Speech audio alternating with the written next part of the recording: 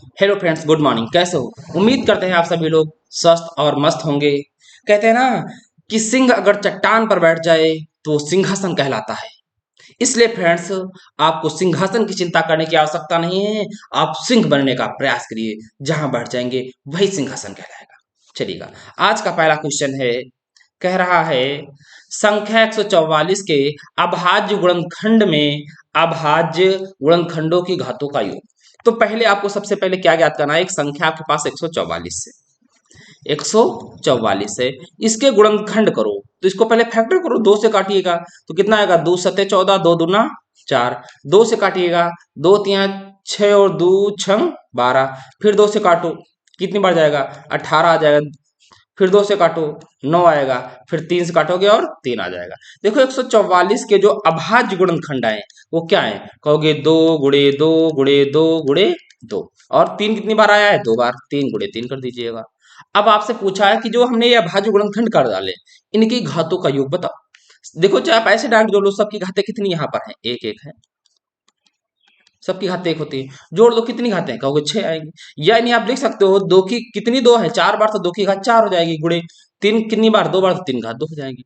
तो घातों का योग कर दो। घातों का योग तो कितना आएगा? कहोगे 4 + 2 बराबर कितना आएगा? 6। ऑप्शन नंबर ए नहीं, ऑप्शन नंबर बी भी नहीं है, ऑप्शन सी भी नहीं, ऑप्शन नंबर डी सही है। ठीक है, ऑप्शन नंबर डी।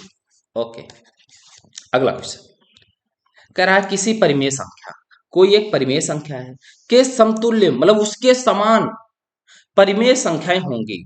एक कोई परिमेय संख्या है, मान लो जैसे परिमेय संख्या, मान लेते हैं एक परिमेय संख्या है 2/3 लो। अब इसके समान कितनी परिमेय संख्याएं हो सकती हैं? ऑप्शन है 1 कि 2 कि 3 कि अपरिभाषित। देखो, अब 2/3 है, इसे आप कह सकते हो 4/6, इसे आप कह सकते हो 8/12, इसे आप कह सकते हो 16/24। आप कह सकते हो ना। तो ये कितनी संख्या खींची जा सकती हैं? अनंत, अपरिभाषित। तो कहने का मतलब एक परिमेय संख्या के समतुल्य कितनी परिमेय संख्या हो सकती हैं? तो कहोगे कितनी? अपरिभाषित, इनफाइनाइट, बहुत सारी हो सकती हैं। तो ऑप्शन नंबर डी के साथ चला जाएगा। ठीक है फ्रेंड्स, चलो अगला क्वेश्चन कह रहा है एक द्विघात बहुपद, एक कोई बहुपद है, द्विघात बहुपद, एक से अधिक मतलब अधिक से अधिक शून्यकों की संख्या हो सकती है। देखो, नाम से ही मालूम हो रहा है, बात कर रहा है द्विघात बहुपद की। द्विघात बहुपद का मतलब है एक ऐसा बहुपद, जैसे मान लो मैं माना लिख देता हूं x² प्लस 5x प्लस, ये प्लस का निशान, +6 बराबर 0। ये एक द्विघात बहुपद लिखती है। तो इसमें शून्यक, शून्यक मतलब होता है, इसे और कहा जाता है मूल। शून्य को क्या कहते हैं? मूल। इसके कितने मूल हो सकते हैं? अब x के रूप में ही इसमें चर x है, तो x के मैक्सिमम मान कितने आएंगे? कहोगे 2, क्योंकि द्विघात समीकरण है। तो द्विघात समीकरण में जो शून्यकों की संख्या होती है, ठीक फ्रेंड्स, किसकी? शून्यकों की संख्या जो होती है वो कितनी होती है? 2 होती है मैक्सिमम। ठीक है, ऑप्शन नंबर 2 के साथ जाएगा। अगर आपसे ऐसे पूछ लूं त्रिघात बहुपद में अधिकतम शून्यकों की संख्या कितनी हो सकती है? तो कहोगे सर 3। ठीक है ना। चलो अगला क्वेश्चन कह रहा शून्यक, शून्य क्या है? -3 और 4 से बना बहुपद। आपको दो मान दिए, एक बहुपद, तो मान लीजिएगा, माना माना बहुपद के मूल, माना द्विघात बहुपद के मूल, माना यहां लगा दीजिए भैया द्विघात, द्विघात बहुपद के मूल क्या मान लेते हैं? अल्फा और बीटा। तो आपको पहला दिया हुआ है अल्फा, अल्फा बराबर दिया है -3, दूसरा दिया है बीटा, बीटा बराबर 4। अब आपको निकालना है बहुपद समीकरण। तो द्विघात समीकरण सूत्र क्या होता है? द्विघात समीकरण का सूत्र क्या होता है? कहोगे सर जी x² माइनस ब्रैकेट में अल्फा प्लस बीटा, अर्थात मूलों का योगफल, फिर बाहर x होता है प्लस, दूसरे ब्रैकेट में अल्फा इंटू बीटा बराबर 0। इसे कह सकते हो मूलों का योगफल और इसे कह सकते हो मूलों का गुणनफल। आपको मूल पता है -3 और 4, योग निकालो। अल्फा प्लस बीटा की आवश्यकता है भैया। देखो आपको, देखो x² ऐसे लिख लोगे लो, कोई दिक्कत नहीं, माइनस। अब अल्फा प्लस बीटा नहीं पता, इधर निकाल लो। अल्फा का मान -3 प्लस बीटा का मान 4, कितना आएगा? कहोगे 1 आ जाएगा। तो यहाँ 1 रख देना है और फिर x, फिर प्लस, अल्फा इंटू बीटा, तो अल्फा इंटू बीटा -3 × 4 कितना आएगा -12। यार रख दो, -12 ब्रैकेट में लगा दो बराबर 0। अब बहुपद क्या आ जाएगा, कहोगे x² माइनस x माइनस 12 बराबर 0। ये आपका बहुपद आ गया, यही आपका क्या है आंसर। मैंने इसके ऑप्शन नहीं लिखे थे, ठीक है फ्रेंड्स। तो -3 और 4 से बना बहुपद क्या होगा, x² माइनस x माइनस 12 बराबर 0। देखिए मेरे पास, मैं ज्यादा तो नहीं कह सकता हूँ, क्लास 10th की मैथ में 60% क्वेश्चनों का आंसर की जांच करा सकता हूँ। आप देखो, यदि यहाँ पर -3 रख, इस बहुपद में आप x बराबर कितना रख दे -3, यदि ये 0 बराबर 0 सिद्ध हो जाए तो इसका मतलब ये -3 मूल इसका सही है। फिर 4 भी रख के देख लीजिएगा, वो भी 0 बराबर 0 आ जाएगा, इसका मतलब ये शून्य किसके क्या है सही। अगला करा, दो संख्याओं का योगफल 85 है, बड़ी संख्या छोटी संख्या के 4 गुने से 5 अधिक है। माना दो संख्या लिखो, माना दो संख्याएं क्या x और y। अब कह रहा है फर्स्ट कंडीशन, क्या संख्याओं का योगफल, तो x और प्लस y दोनों जोड़ दो, कितना दिया है 85। Question number first. दूसरी बात क्या करा है, सेकंड कंडीशन। अब कह रहा है बड़ी संख्या, इसको किसी को तो बड़ा मानना पड़ेगा, ठीक है। तो मान लो किसको बड़ा मान लेते हैं, x को, x बड़ा है किससे y से। तो कह रहा है जो बड़ी संख्या है छोटी संख्या के 4 गुने से 5 अधिक है, ठीक है।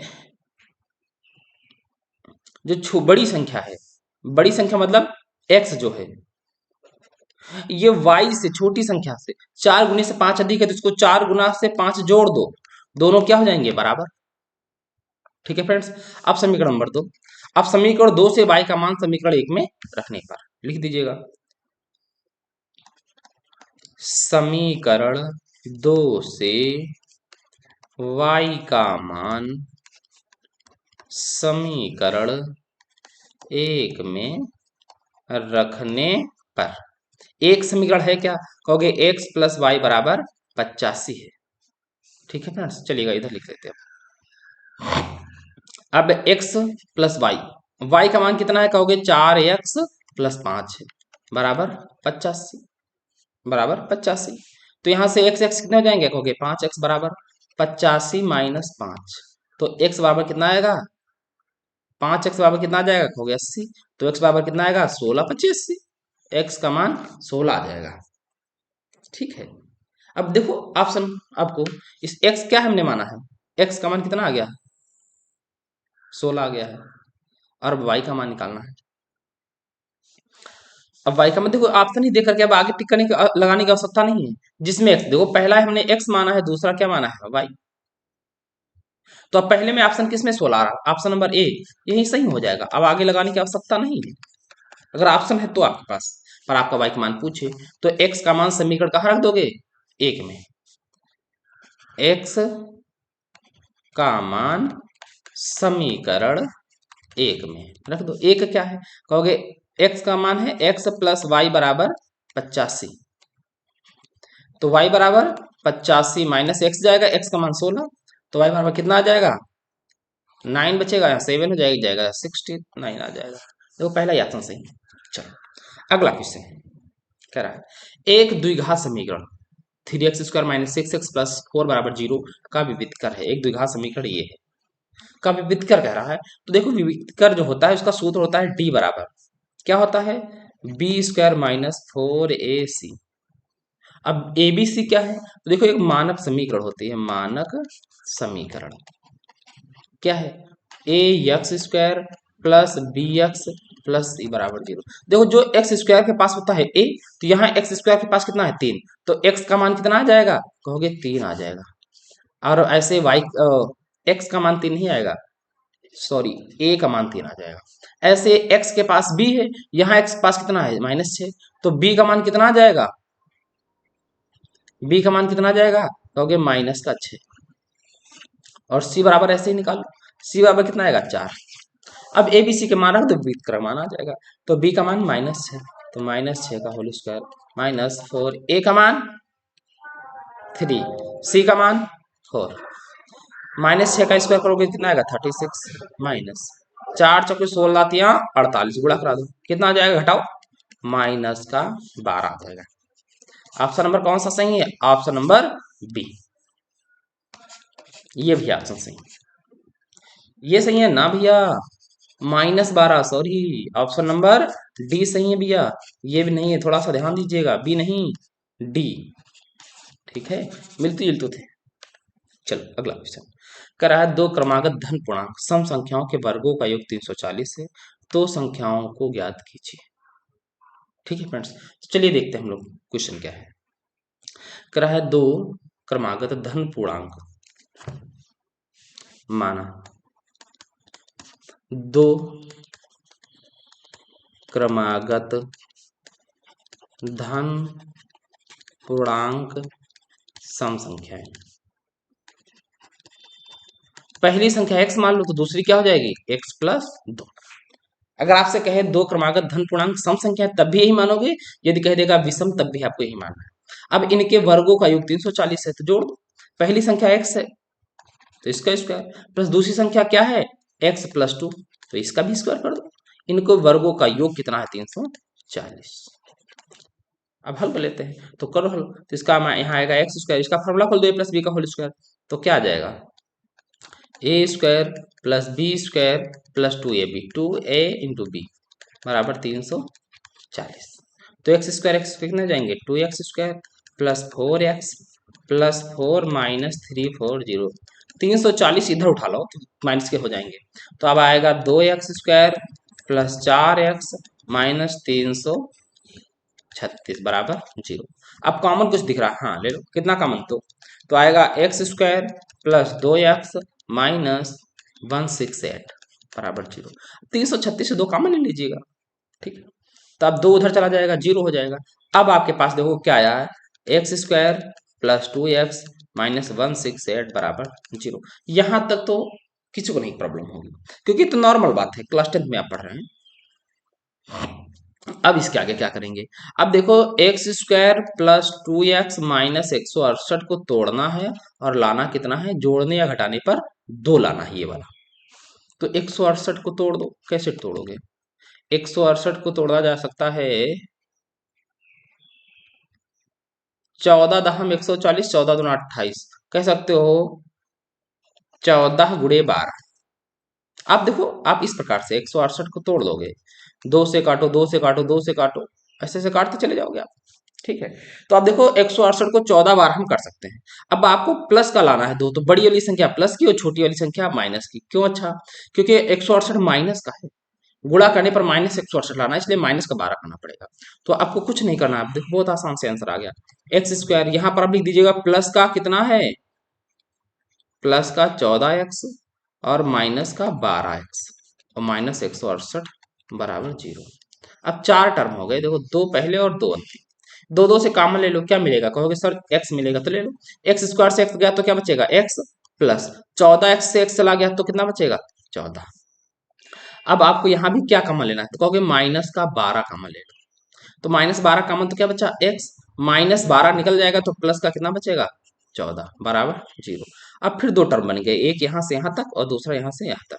अब देखो दोनों में कुछ सेम सेम दिख रहा है कॉमन, हाँ क्योंकि डिब्बा डिब्बा कॉमन दिख रहा है तो ले लो कॉमन x + 14 कॉमन। तो क्या आएगा x - 12। देखो x ये x + 14 निकल गया तो x बचा, ये x + 14 निकल गया तो माइनस का 12 बच गया, वही मैंने लिख दिया बराबर 0। अब जब आप x + 14 बराबर 0 करोगे तो x का मान क्या आएगा -14 और संख्या माइनस होती नहीं इसलिए ये क्या हो जाएगी अमान्य, इसे छोड़ देंगे।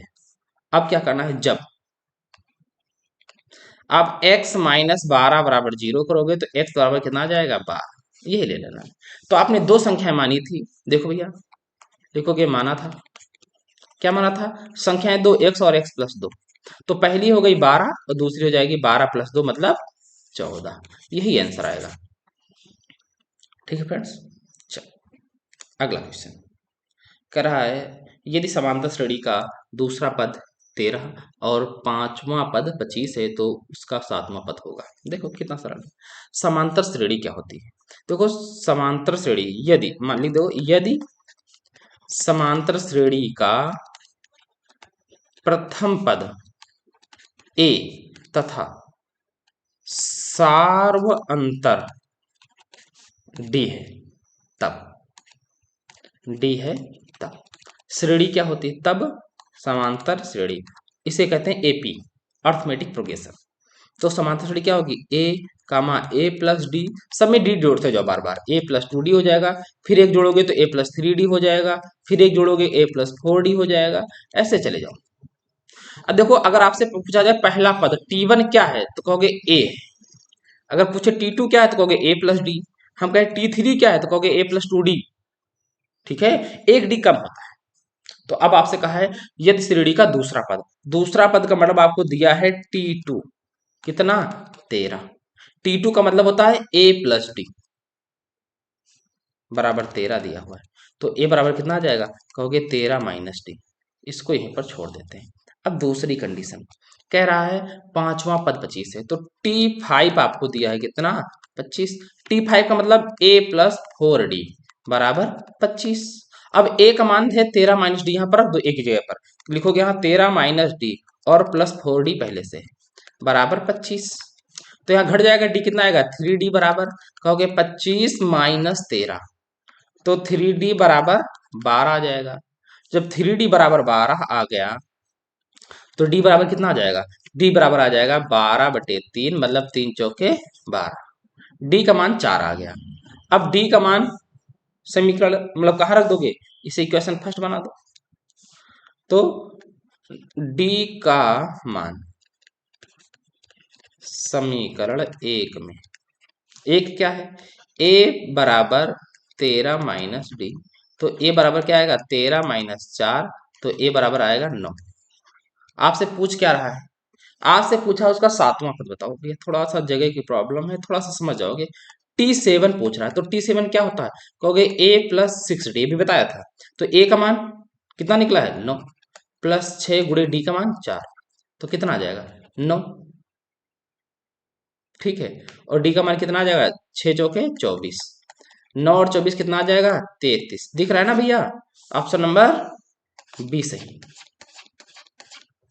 ठीक है फ्रेंड्स, बताओ समझ में आ रहा है ना, अगर कहीं भी आपको प्रॉब्लम लगे तो आप कमेंट कर देंगे सर मुझे क्वेश्चन नंबर 8 नहीं समझ में आया, क्वेश्चन नंबर 2 नहीं समझ में आया, मैं बता दूंगा दूसरी अगली वीडियो में अगर कहीं प्रॉब्लम लगती है तो। कह रहा है बिंदुओं 2, y 10, 3 के बीच की दूरी, देखो अब आपको एक बात याद रखनी पड़ेगी, बीच की दूरी का जो सूत्र होता है वो क्या होता है, देखो दूरी को डिस्टेंस d से कह देते हैं, d बराबर होता है रूट के अंदर x2 माइनस x1 का whole square plus y2 minus y1 का होल स्क्वायर।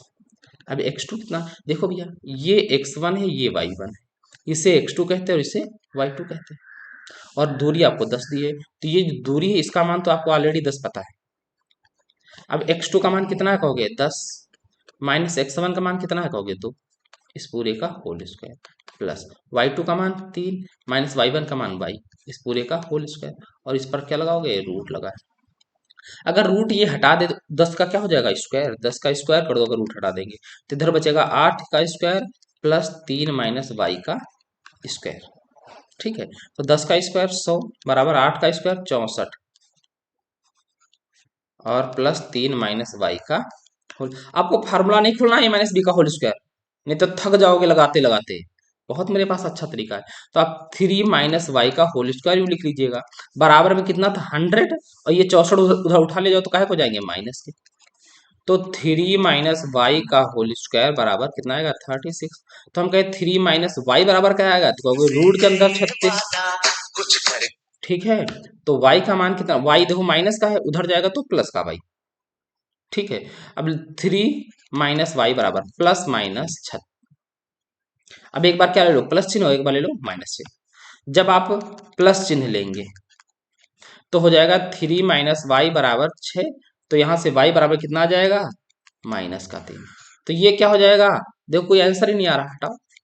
अब क्या ले लो माइनस चिन्ह लेने पर, तो क्या आएगा 3 माइनस वाई बराबर माइनस 6, तो y बराबर कितना आ जाएगा 9, जोड़ दो आप ले जाकर 95 के, तो ऑप्शन नंबर कौन सा सही हो जाएगा बी। ठीक है फ्रेंड्स, आज का अंतिम क्वेश्चन बहुत मजेदार क्वेश्चन है, देखिएगा। लिखा है साइन की घात 4a माइनस कॉस की घात 4a बराबर आपको लाना है 2 साइन स्क्वायर a माइनस 1। हम ले लेते हैं LHS। क्या लेते हैं LHS? LHS क्या है? साइन की घात 4a माइनस कॉस की घात 4a। अब देखो साइन की घात 4a को जैसे समझो, इधर a की घात 4 लिखो तो हम लिख सकते हैं a स्क्वायर का होल स्क्वायर, वही प्रकार यहाँ भी करना आपको है। तो इसे लिखोगे आप साइन स्क्वायर a इस पूरे का whole square minus cos square a इस पूरे का होल स्क्वायर। तो अब a minus B a plus B होता है सूत्र भाई, ए स्क्वायर माइनस बी। तो इसे a मान लो, इसे b मान लो, तो a square minus B square, तो क्या होता है a स्क्वायर मतलब होता है a माइनस बी। a क्या है ये, माइनस b क्या है, कहोगे ये है, तो ये a माइनस बी हो गया। दूसरे ब्रैकेट में a प्लस बी, a क्या है भैया, साइन स्क्वायर है, और प्लस बी स्क्वायर क्या है, कॉस स्क्वायर है। अब इसका मान तो 1 हो गया, तो आपके पास बचा क्या, आपके पास बचा साइन स्क्वायर ए माइनस कॉस स्क्वायर ए। ये तो आ नहीं रहा आपके क्वेश्चन में, ये तो भैया आपका आंसर आ नहीं रहा है, थोड़ा सा देखो ये तो फिर आ क्या रहा, आ आंसर आपका पूरा साइन में। तो आपके पास साइन स्क्वायर को ऐसे लिख लो माइनस, अब कॉस स्क्वायर को साइन में बदल दो, तो कहोगे कॉस स्क्वायर ए बराबर क्या होता है, साइन स्क्वायर ए 1 माइनस साइन स्क्वायर ए, कॉस स्क्वायर ए बराबर 1 माइनस साइन स्क्वायर ए।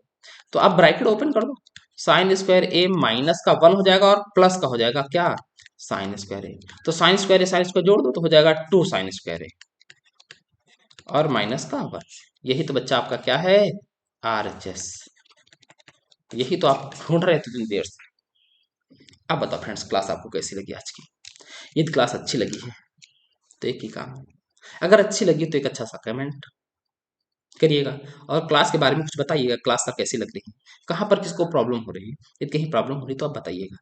और फिर बताइएगा इस बार संडे को आपको SST मतलब सोशल साइंस और हिंदी की क्लास मिलेगी, बताइएगा। आप लोग इसके लिए राजी हैं, खुश हैं ना? कमेंट करके बताओ। अगर सभी लोग कमेंट करेंगे तो फिर मैं संडे को कोशिश करूंगा कि आपको सोशल साइंस और हिंदी की क्लास लेके आऊँ। चलिए, तो आज की क्लास को समाप्त करते हैं, फिर मिलते हैं अगली वीडियो में।